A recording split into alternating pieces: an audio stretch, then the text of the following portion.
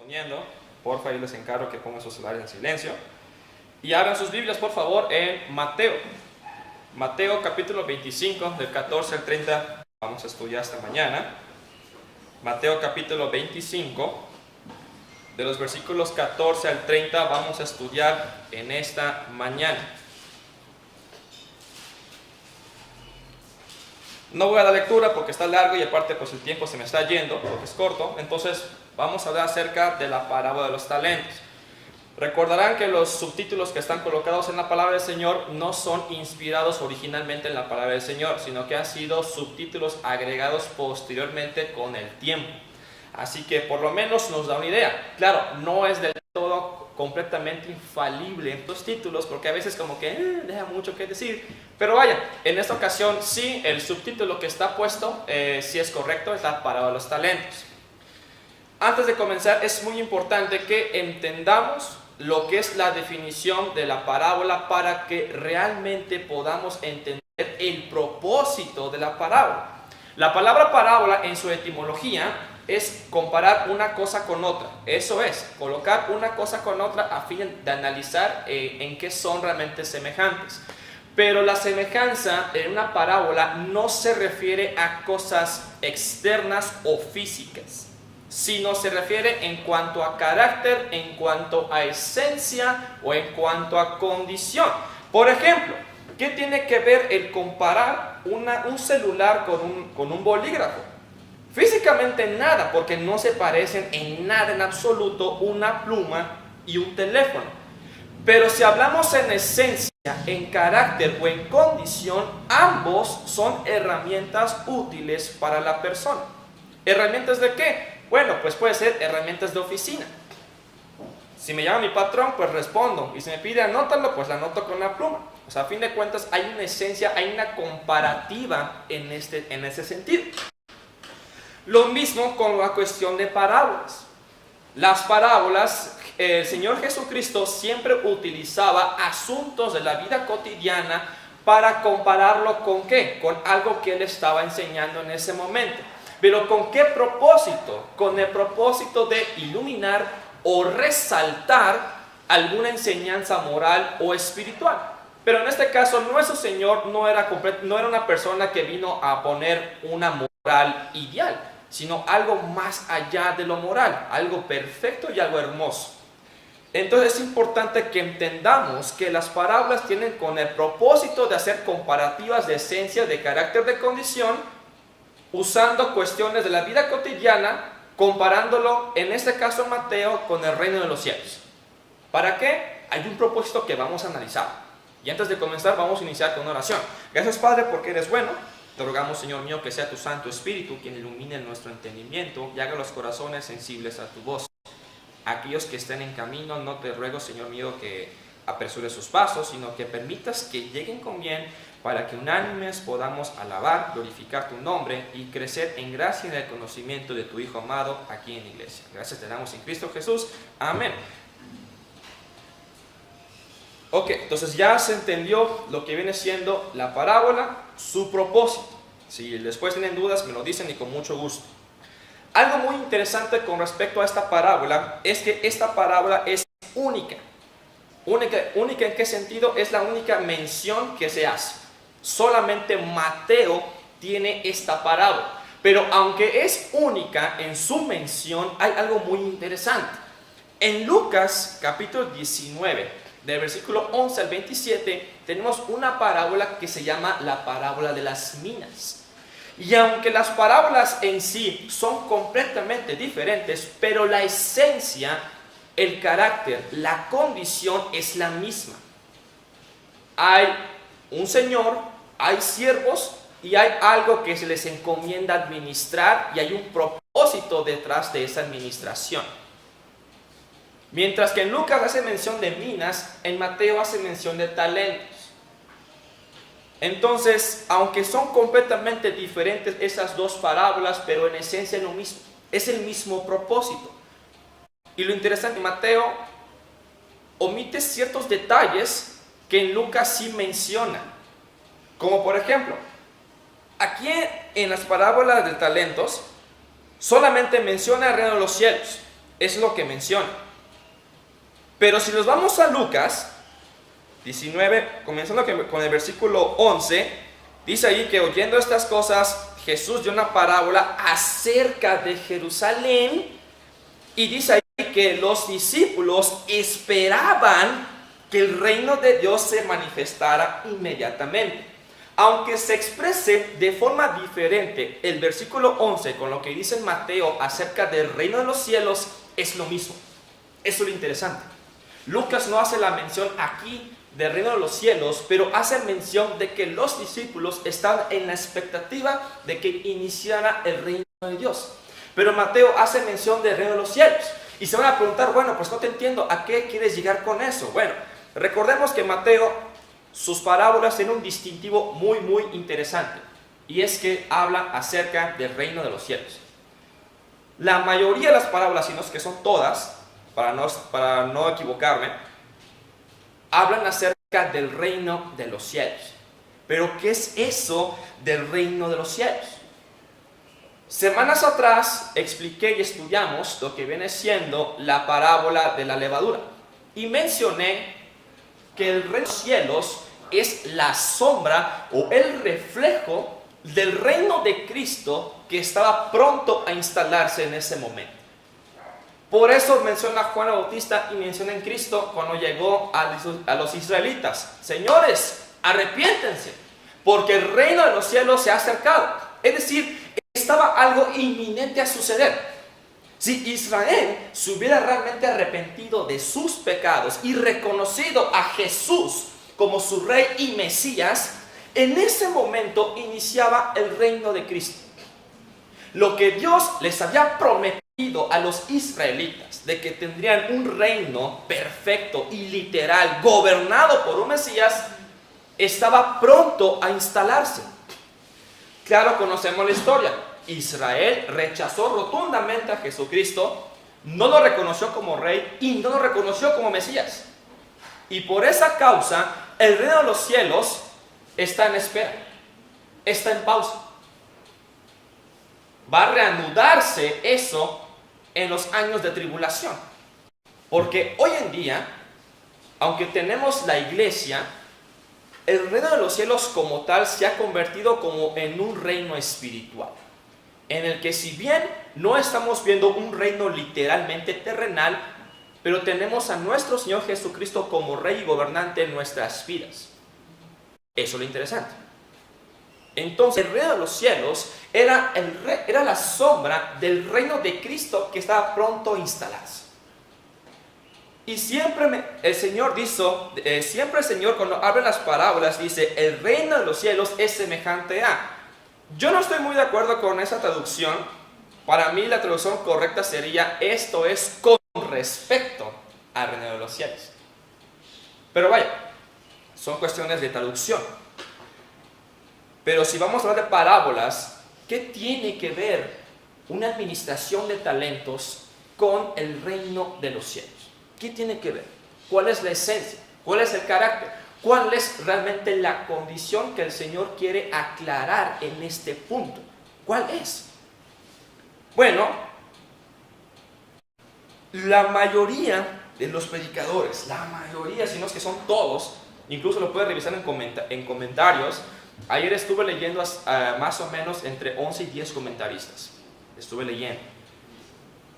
Y como en los 10 comentaristas, todos los comentaristas dijeron lo mismo. Dijeron lo mismo. Solamente habían detallitos que dije: oh, pues qué interesante. Interesante, pues está bien, son puntos de vista diferentes de cada intérprete. Pero todos dicen lo mismo. Dicen aquí: no, esta parábola es para la iglesia, y como habla de talentos, entonces tienes que poner al servicio de Dios tus dones, tus talentos y todo lo que tengas para que tú seas fiel, para que Dios al final te recompense. Y si fuiste una persona que no utilizó correctamente los talentos que Dios te dio, entonces hará una pérdida. Eso es lo que la mayoría de la gente enseña, pero tenemos un detalle, hay un error. ¿Por qué hay un error? Porque esto no es para la iglesia. Ese es el problema. Esto no es para la iglesia. El reino de los cielos es exclusivamente para los israelitas. Nosotros no tenemos nada que ver. Esa es una. Segundo, en contexto, versículos anteriores y quizás un capítulo anterior, Jesús se encontraba en el Monte de los Olivos. Se dice en el capítulo 24 que Él estaba en el Monte de los Olivos y que luego alguien dijo: Maestro, mira qué piedras enormes y majestuosas son de este templo. Y Jesús dice: ¿ves esas piedras? No va a quedar ninguna. Te maravillas con una estructura, pero no va a quedar ninguna. Estaba hablando de un juicio próximo que sería en el 70 después del Señor, con la destrucción del templo. Pero no solamente eso, sino que llegan los discípulos y le dicen a Jesús: Señor, dinos cuándo van a suceder este tipo de cosas. Y luego el Señor dice el famoso discurso escatológico en el Monte de los Olivos. Recuerde que si la palabra escatología se refiere a los últimos días, a eso se refiere. Estaba diciendo hechos del porvenir con cuestión de juicio.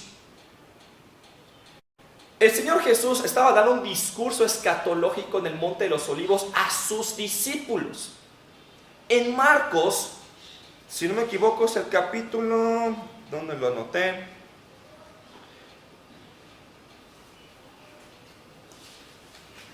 No, pues se me fue la onda. Bueno, en Marcos hace una mención de 4 de los apóstoles. Hace mención de Pedro, Juan, Jacobo y Andrés.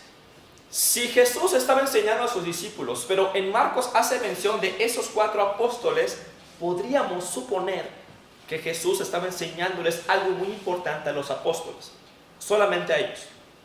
Es muy interesante. Pero habla de cosas del futuro.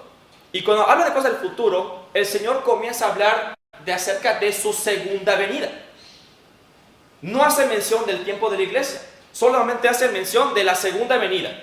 Va a ocurrir esto, esto y esto. Y si analizamos el cuadro en la forma en que Jesús está hablando acerca de su discurso, está hablando rotundamente, sin duda alguna, del tiempo de la tribulación.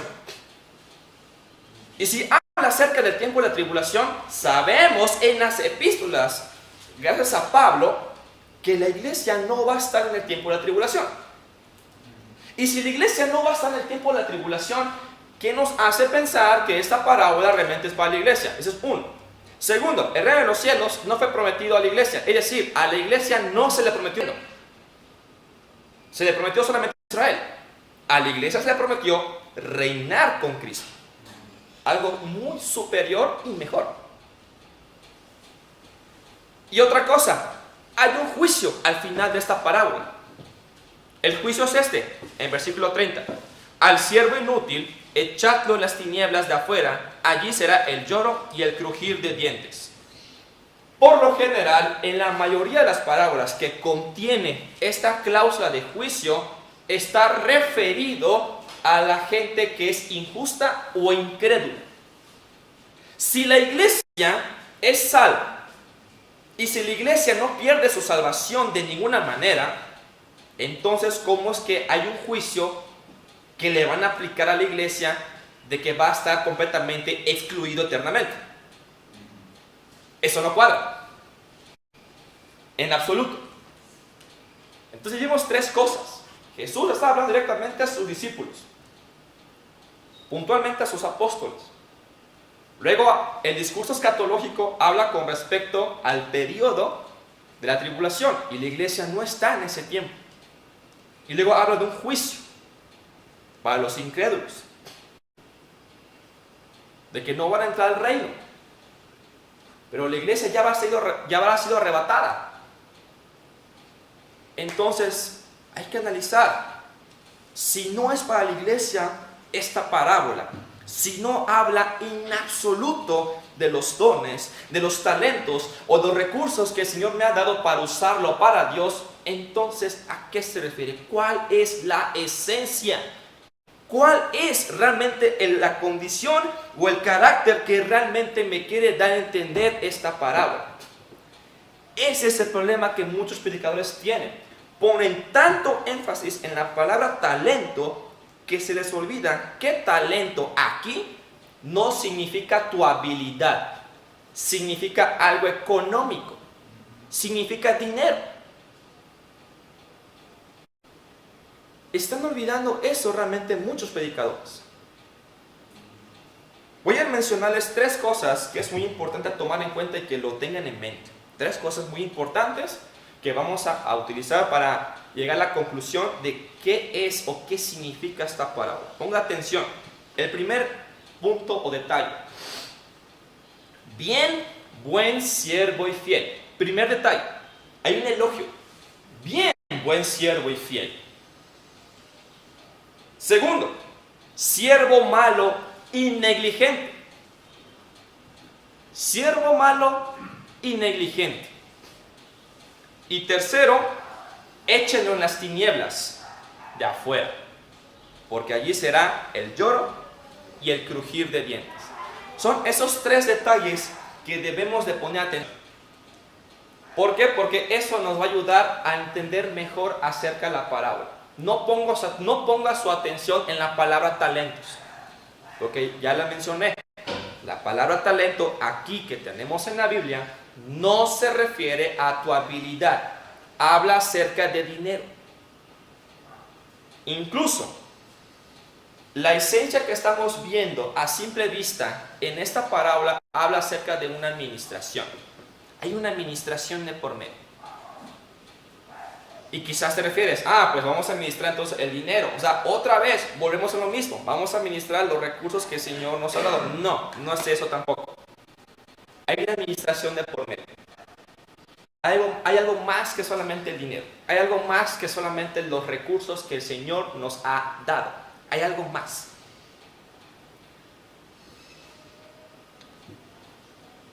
El análisis es el siguiente. Esta parábola, como bien mencioné, es exclusivamente para los israelitas. Exclusivamente. Hay algunos eruditos que dicen que esta parábola forma parte de las parábolas del juicio. Y como está dentro de lo escatológico y al final termina con un juicio, concuerdo realmente que esta parábola pertenece a parábolas de juicio. ¿Pero juicio sobre quién? Juicio sobre Israel. Eso es uno. Hay un juicio. ¿Pero sobre quién? Sobre Israel. No sobre la iglesia.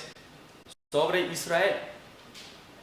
Porque hace mención de reino en los cielos y luego hace mención de un juicio. Si seguimos analizando, en el primer detalle que les mencioné, bien, buen siervo y fiel. Tanto la persona que tenía 5 talentos como el que tenía 3 talentos, escuche bien, dieron fruto o evidencia de ser verdaderamente siervos de Dios. Ahí está la clave. Un verdadero siervo del Señor va a dar fruto, va a dar evidencia de que verdaderamente es un siervo de Dios. Como en el caso de los salvos. Una persona que es salva, indudablemente va a dar evidencia de su salvación. Si una persona dice, yo creo en Cristo Jesús, yo te voy a decir que bueno, felicidades por ti. Demuéstrame realmente con tus frutos que eres verdaderamente un hijo de Dios. No basta con decir con palabras, debe haber hechos. Si tus palabras y tus hechos no concuerdan en absoluto, hay un problema. En este caso, tenemos 3 siervos.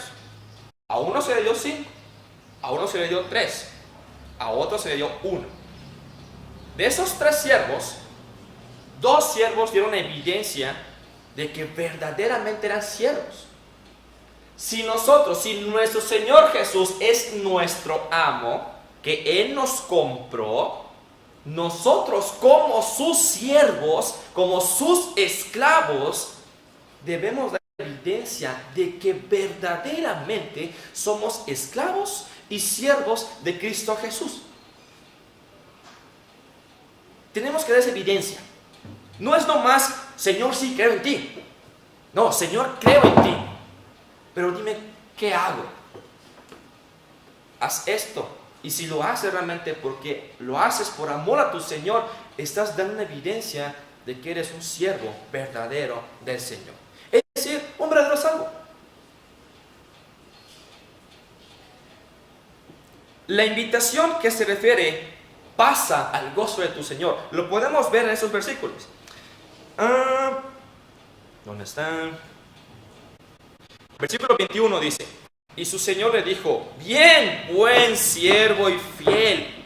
Sobre poco has sido fiel, sobre mucho te pondré. Entra al gozo de tu Señor. Lo podemos ver también en versículo 23. Su Señor le dijo: bien, buen siervo y fiel. Sobre poco has sido fiel, sobre mucho te pondré. Entra al gozo de tu Señor. Estamos viendo un elogio tremendo. Y estamos viendo también una recompensa. El hecho de que diga el Señor: entra al gozo de tu Señor, indudablemente está haciendo una invitación de que ahora formas parte del reino de Cristo. ¿Y qué forma más maravillosa de celebrar que formar parte de ese reino? Los israelitas esperan un reino literal. Y el hecho de que los israelitas sean partícipes y sean miembros de ese reino literal, ¡wow! Es un cumplimiento de la promesa de Dios al pueblo judío, y ciertamente es un gozo y una maravilla de que los israelitas puedan pertenecer a ese reino. Porque es lo que esperan, es lo que quieren, es lo que anhelan.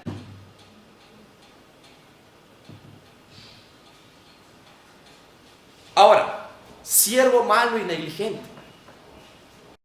Un buen siervo, un buen esclavo, da fruto, da evidencia de que realmente es un verdadero siervo. Pero en este caso, siervo malo y negligente, esta persona de un solo talento no dio evidencia o fruto de ser un verdadero siervo. Son esas personas que dicen: profeso realmente y confieso que Cristo es mi Señor, pero nunca hay una evidencia. Le hablas de Cristo, le compartes de Cristo, dice que cree en Cristo, pero no hay ningún crecimiento, no hay ningún avance, no hay ninguna evidencia, no hay ningún fruto. Entonces te preguntas: ¿qué está fallando? O yo estoy fallando, o Dios está fallando, o la persona está fallando. Para empezar, Dios no falla, Dios no se equivoca. Y segundo, tú no haces el crecimiento tampoco, tú no lo haces. Es el Espíritu Santo que hace crecimiento en la persona, que verdaderamente es salva. Pero si esa persona no ha demostrado ningún fruto o evidencia de tal, es porque no tiene el Espíritu Santo en él. Y si no tiene el Espíritu Santo en él, pues no es salvo. Realmente nunca fue un verdadero siervo. Así de sencillo. Siervo malo y negligente. Realmente no fue fiel con el Señor. Realmente no hubo ninguna evidencia, no hubo ningún fruto de que verdaderamente este hombre sea un verdadero siervo de Dios. Y aquí el juicio: échenos las tinieblas de afuera, allí será el lloro y el crujir de dientes. La consecuencia de una persona, escúchenlo bien, la consecuencia de una persona que no da fruto o evidencia de su salvación es ser excluido del reino. Una persona que no es verdaderamente siervo, un nacido de nuevo, no puede pertenecer a la familia de Dios. No puede pertenecer al reino de Cristo. No puede. El Señor mismo dijo que solamente los que han nacido de nuevo verán el reino de Dios. Lo dijo en Juan. Y se lo dijo a Nicodemo, más específicamente. ¿Quieres entrar en los cielos? ¿Quieres realmente ver en los cielos? Tienes que nacer de nuevo. Si tú no naces de nuevo, no puedes entrar. Y podrás hacer muchas obras, podrás hacer tantas cosas por el Señor, pero si realmente no hubo en ti un nuevo nacimiento, el Señor te va a decir: nunca te conocí, hacedor de maldad. Yo no te conozco. Incluso la parábola anterior, que es la parábola de las 10 vírgenes, tiene ese mismo trasfondo también. Claro, en las 10 vírgenes habla acerca de cuestiones culturales de una boda. Aquí es cuestión cultural de una administración de dinero. Es lo mismo. Le dicen a las mujeres vírgenes, a las 5 insensatas, lo mismo va a decir las personas que no estuvieron realmente fieles al Señor, que no pertenecían al Señor, que no eran verdaderamente siervos de Dios, que no eran verdaderamente salvos. Yo no los conozco, aléjense de mí. Pero Señor, hicimos esto, hicimos aquello, yo no los conozco. Puedes hacer muchas cosas, pero si no perteneces a mí, ¿qué yo de ti? Lárgate. Pues sí. Y suena feo, pero así es el juicio. Para el israelita, el ser excluido del reino, el no pertenecer al reino futuro de Dios, era un juicio terrible. Qué deshonra, qué vergüenza no pertenecer al reino de Cristo. Vamos a suponer, vamos a un ejemplo. Supongamos que el Señor viene, uno se arrebata y se queden aquí al menos 5 personas. 5 personas se van a quedar. Y se van a preguntar, ¿seré yo, Señor? No lo sé. Yo no veo tu corazón, yo no sé si eres verdaderamente salvo, no lo sé. Pero imagínense, mi ropa se cae, pum, y 5 personas así como que, ¿qué onda? ¿Qué pasó? Y lo más seguro es que digas, pero Señor, yo hice esto por ti. ¿Por qué no me llevaste? Pues ahí está. Porque realmente nunca viste una evidencia como tal de que eras perteneciente de Cristo. ¿De qué te quejas? Si tienes el tiempo hoy, arrepiéntete. Entrega tu vida a Cristo. No que lo aceptes, entrega tu vida a Cristo. Tú no tienes que aceptar nada, solamente reconocer, porque lo que Dios ha hecho es perfecto. Si eres realmente de Cristo, créeme que vas a estar en el reino de Cristo. Pero si no eres del reino de Cristo, hay una vergüenza y un juicio para ti. Dentro de la cultura hebrea, la frase "las tinieblas de afuera" representa un juicio futuro. Un juicio, no se sabe cuál. Hay un juicio que me espera si yo no soy así. ¿Y cuál es ese juicio? En nuestra Biblia, en el versículo 30, dice, y el siervo inútil echado en las tinieblas de afuera, vemos un punto y coma en nuestra traducción al español. Eso vemos ahí. Lamentablemente no debería ser un coma, debería ser 2 puntos. ¿Por qué motivo? Si se espera un futuro juicio hacia la persona que no es verdaderamente un siervo de Dios, entonces ¿cuál es el juicio? Y el juicio es el siguiente: el lloro y el crujir de dientes. El lloro y el crujir de dientes se refiere a un tormento eterno. Es un tormento eterno. ¿Qué tormento eterno va a ser? De primera instancia va a ser excluido del reino. No va a pertenecer al reino. Ni siquiera va a entrar. Va a ser echado al lago de fuego. Porque no pertenecía.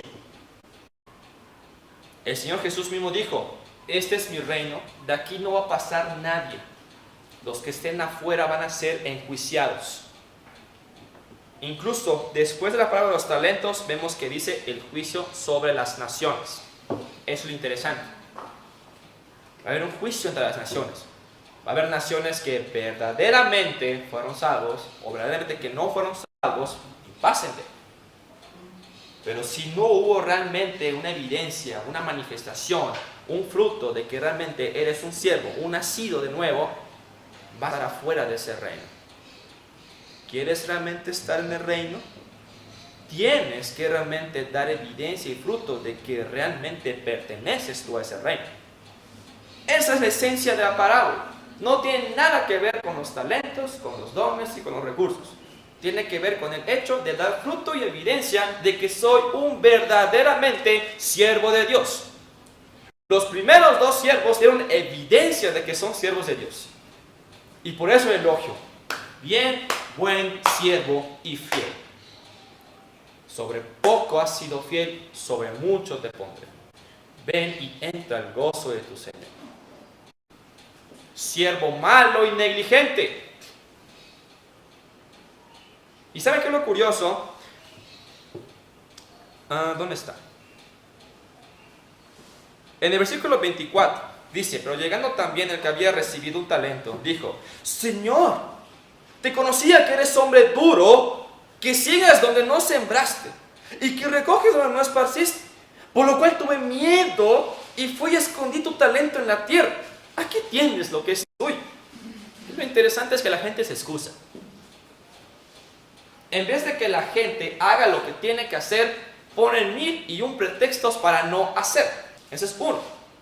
Segundo, nuestro Señor ciertamente es un Señor que es severo y que demanda lo mejor, que demanda fruto, que demanda evidencia, que demanda santidad. ¿Es un Dios serio? No es un Dios de payasadas. No es un Dios de dame lo mínimo, es un Dios de dámelo todo y lo mejor. Pero la gente está mal acostumbrada a dar, es que lo que yo puedo hacer, es que la intención cuenta. No, con el Señor la intención no cuenta. Con la intención con Dios no des lo mínimo, o es todo o es nada. Si eres un verdaderamente siervo de Dios, el que lo da todo, recibe todo. Y el que no dio todo, lo pierde todo. Así de fácil, es todo o nada.